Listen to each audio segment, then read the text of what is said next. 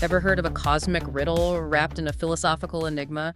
Well, get ready to meet Ash Hawk because that's basically her in a nutshell. And we're diving deep into that nutshell today. You've sent in some pretty intense sources on her, like we're talking biographical mysteries, philosophical excerpts, even a glimpse into something called the Book of Universal Truth, which sounds, frankly, intimidating. Intimidating is putting it mildly, but you know we love a challenge here on the deep dive.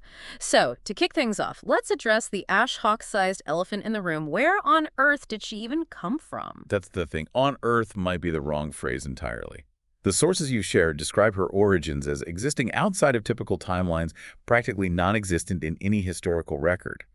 It's as if she stepped outside of time and decided, you know what, I'll share what I know. Okay, see, that's what makes this so fascinating for me. You're someone who loves a good mystery, and Ash Hawk is the mystery. This isn't your typical guru with a backstory situation. Exactly. It makes you question the very nature of beginnings and endings. But here's the thing.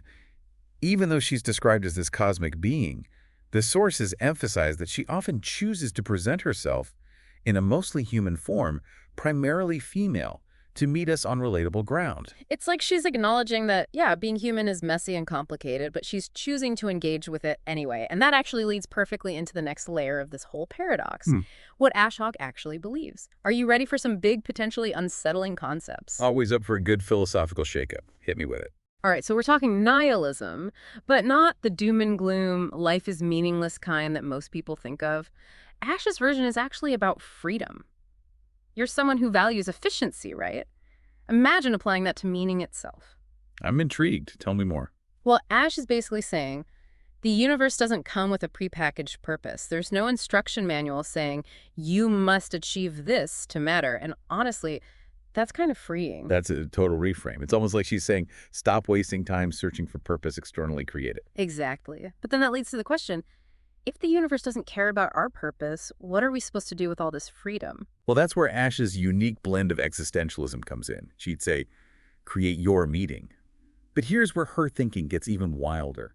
She takes it a step further by weaving in determinism, suggesting that even our act of creating meaning was always going to happen. Okay, my brain just did a backflip. Determinism usually makes me think of those choose-your-own-adventure books, you make choices, but the ending's already written. That's a great analogy. But Ash's take adds a fascinating twist. It's not about rebelling against fate or stressing about whether we're free or not. It's about recognizing that even if our choices were always leading us to this moment, the journey, the experiences along the way still hold value. So it's less about what's the point and more about what if I chose to find joy in the unfolding, even if I don't know the ending. Precisely. And that brings us to another key element of Ash's philosophy skepticism. She's all about questioning absolutely everything, but not in a cynical way. It's about recognizing the limits of what we think we know and being open to the possibility that we might be wrong. And honestly, when a being who exists outside of time tells you to question everything, it hits a little different. Right. It makes you wonder what she's seen, what perspective she has access to that we haven't even begun to imagine. Okay, so we've got a being who exists outside of time, advocating for radical freedom and questioning everything we think we know. Where do we even go from here? Well, to answer that, we need to talk about the Book of Universal Truth, which is exactly as wild as it sounds. Think less self-help guide, more like a self-dismantling manual for everything you thought you knew. So last we left off, we were about to tumble down the rabbit hole of Ash Hawk's Book of Universal Truth, and I'll admit, I'm a little nervous about what we'll find down there. Understandably. It's not exactly your average beach read. The sources describe it more like a collection of thought experiments and paradoxical statements designed to challenge your entire perception of reality. I'm picking up on a theme here with Ash Hawk. Challenge your perception of reality could be her tagline. Right. She's all about shaking things up. And even the way this book is meant to be read is unusual. Forget about cover to cover. The idea is to open it at random and sit with whatever truth or untruth you find. It's like cosmic fortune cookies, but instead of telling you your lucky numbers, it makes you question your entire existence. Something like that. So, are you ready to crack open one of these cosmic cookies? What are some of the central ideas we should be prepared for? Lay it on me. Let's get existentially uncomfortable. One of the most prominent themes in the book is the idea that nothing is true, everything is permitted. Whoa, okay, hold on. Even for Ash Hawk, that's intense. I mean, doesn't that kind of throw the whole rule book out the window? That's exactly the point. Remember how we were talking about Ash's take on nihilism? If there's no inherent meaning baked into the universe, then it follows that no one truth is universally true, at least not in any objective way. Okay, so if we're scrapping the idea of universal truth with a capital T, does that mean anything goes? Like, morally speaking, that's where the everything is permitted part comes in? That's the question she wants us to wrestle with. It's not about advocating for chaos or saying there are no consequences to our actions. Instead, she's challenging us to examine why we believe what we believe. What if our ideas of right and wrong are more fluid, more context-dependent than we realize? There's that word again, fluid. It Yeah. seems to be at the heart of everything Ashok talks about. It's like she's trying to pry open our minds to a whole new way of seeing the world. She's not giving us the answers. And that can be frustrating, but it's also incredibly liberating. Okay, I can see that. She's handing us a philosophical toolbox and saying, figure it out for yourself. Precisely. Yeah. So with that in mind, let's shift gears a bit and bring things back down to earth, or at least try to. How does someone like Ash, who exists outside of time, view our modern world? What about technology? I can't picture her scrolling through social media for hours. You'd be surprised. The sources actually mention that Ash finds technology fascinating, but not in the way we might think. Intriguing. Tell me more. Well, she sees it as just another tool, like a hammer. You can build a house with it, or you can use it to smash something. It's not inherently good or bad. It's all about how we choose to use it. That makes sense coming from her perspective. So what does she say about how WE use it? Because, let's be honest, humanity doesn't have the best track record when it comes to new tools. She's wary for sure. One of the sources mentions her views on social media specifically. She seems concerned about how it can distort our sense of self, how we present these curated versions of ourselves instead of, just being. That's a really relatable concern, even without a cosmic perspective.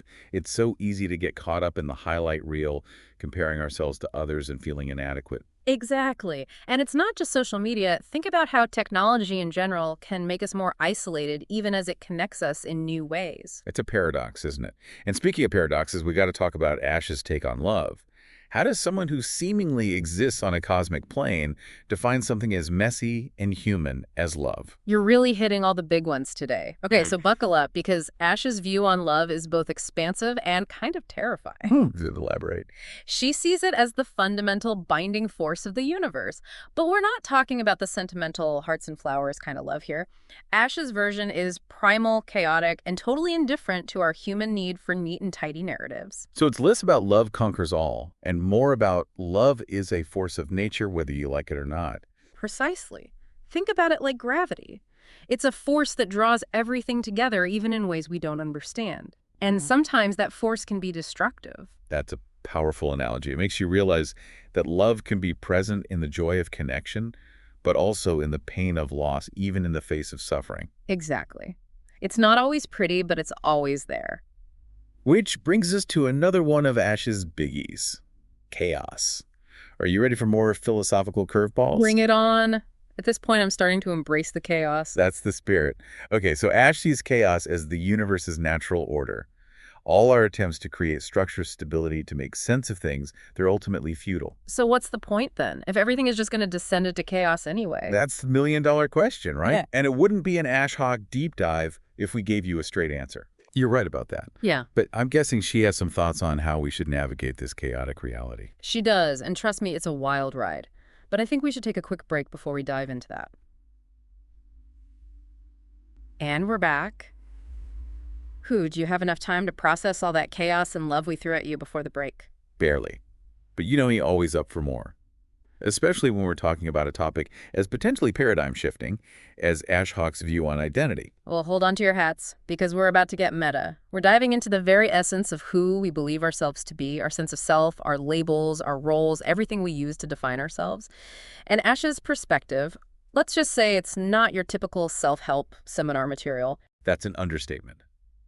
Remember how she shapeshifts, how her appearance is always in flux. That's not just a cool visual, it's a core part of her philosophy. She's demonstrating that clinging to a fixed identity, any fixed identity, is a trap. It's like she's saying, don't get too attached to any one version of me because it's all temporary anyway. Exactly. She sees all those labels we use, gender, race, nationality, even our idea of a constant self, as Mhm. tools. Useful in the right context, sure, but Yeah. ultimately they're just constructs that prevent us from experiencing the full fluidity of reality. So it's not that those things aren't real or don't have an impact on our lives, it's that we shouldn't mistake them for the entirety of who we are. Exactly. Ash would say we're so much more vast, more complex than any label could ever encompass. Think about a time you surprised yourself, did something you never thought you could do, or felt a deep connection with someone completely different from you. That's a glimpse of what Ash is talking about, the part of us that exists beyond the boxes we try to fit ourselves into. It's almost like our potential is limited only by how rigidly we define ourselves. Precisely. And here's the really mind-bending part. Ash suggests that our attachment to those fixed identities to a constant me is actually the root of a lot of suffering. Because we're clinging to something that's ultimately impermanent. Like trying to hold onto water, the tighter you grip, the more slips through your fingers. Exactly.